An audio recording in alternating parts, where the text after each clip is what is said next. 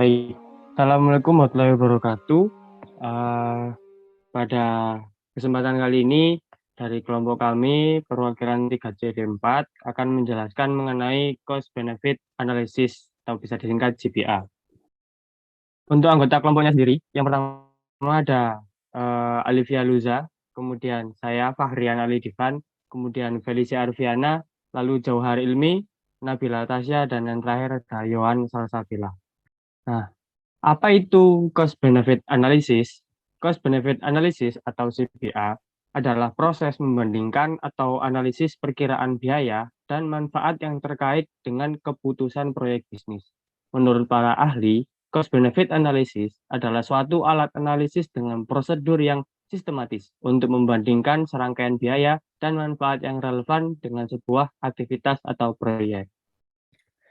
Nah, untuk tujuan CBA yang pertama ada untuk menentukan atau mengukur apakah kemanfaatan suatu proyek, program atau kegiatan merupakan suatu investasi atau biaya yang baik atau tidak.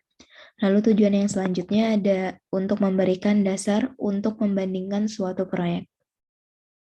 Nah, cost benefit analysis ini sangat diandalkan oleh perusahaan dan organisasi bisnis lainnya. Hal ini dalam mendukung proses pembuatan keputusan dikarenakan memberikan pandangan berbasis bukti-bukti agnostik terkait isu yang sedang dibahas tanpa adanya pengaruh opini, bias, unsur politik, dan lain sebagainya. Nah, dengan adanya pandangan yang jelas tentang adanya konsekuensi dari sebuah keputusan, cost benefit analysis menjadi alat yang tak ternilai dalam mengembangkan strategi bisnis, mengevaluasi karyawan baru, atau membuat keputusan pembelian. Nah, apa saja manfaat dari cost benefit analysis? Manfaat dari cost benefit analysis yang pertama yaitu pricing. Manfaat dari pricing yaitu adalah untuk mengetahui jumlah subsidi yang dapat diberikan pada unit pelayanan RS. Kemudian ada untuk mengetahui apakah tarif sekarang merugi, break, even, atau menguntungkan. Kemudian manfaat yang kedua yaitu ada budgeting. Nah, manfaat dari budgeting ini yaitu informasi jumlah biaya dan biaya satuan akan bermanfaat untuk alokasi dan perencanaan anggaran. Kemudian untuk manfaat yang ketiga yaitu ada budgetary control. Dari budgetary control yaitu manfaatnya adalah hasil analisis biaya dapat dimanfaatkan untuk memonitor dan mengendalikan kegiatan operasional RS dalam rangka efisiensi RS. Kemudian manfaat yang keempat yaitu evaluation and accountability. Nah, ini adalah analisis biaya bermanfaat untuk menilai performance keuangan RS secara keseluruhan, sekaligus sebagai pertanggungjawaban kepada pihak-pihak berkepentingan. Selanjutnya ada keunggulan dan kelemahan dari cost benefit analysis. Untuk keunggulannya yaitu memasukkan keuntungan dan biaya sosial.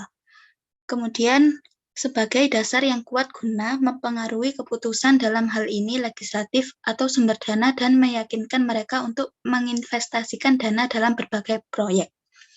Untuk kelemahannya yaitu terdapat kesulitan dalam menghitung biaya dan manfaat sosial secara kuantitatif. Kemudian membutuhkan sumber daya manusia dengan kemampuan dan pengetahuan yang baik untuk melakukan perhitungan CBA. Yang ketiga, tidak ada standar dalam kuantifikasi manfaat. Selanjutnya ada metode cost benefit analysis. Yang pertama ada net present value atau NPV. Selanjutnya ada payback period. Yang ketiga ada return on investment dan yang keempat ada internal rate of return. Net present value merupakan metode yang membandingkan keseluruhan pengeluaran dengan keseluruhan penerimaan pada tingkat bunga tertentu. Net present value adalah selisih uang yang diterima dan uang yang dikeluarkan dengan memperhatikan time value of money. Kurang lebih rumusnya seperti ini, yaitu NPV sama dengan nilai proyek plus cash inflow 1 per 1 plus I pangkat 1. Payback period, waktu atau jumlah tahun yang dibutuhkan untuk mendapatkan kembali investasi awal yang dibuat untuk sebuah proyek, atau lebih dikenal dengan sebutan periode pengembalian modal. Payback period sama dengan investasi dibagi kas masuk bersih. Berbeda dengan cara perhitungan payback period saat arus kas yang dimiliki perusahaan berbeda, maka rumusnya adalah PP sama dengan N plus A dibagi B dikali 1 tahun.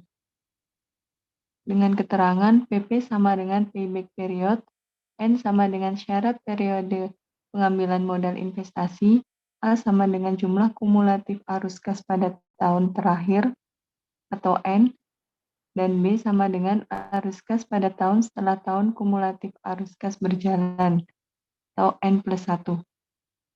Return on Investment atau ROI merupakan suatu metode yang digunakan untuk mengukur persentase manfaat yang dihasilkan oleh suatu perusahaan dibandingkan dengan biaya yang dikeluarkan. Rumus ROI sama dengan total manfaat minus total biaya dibagi total biaya.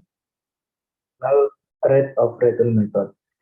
Pada metode ini, Prabandoro 2003 akan dihitung tingkat bunga.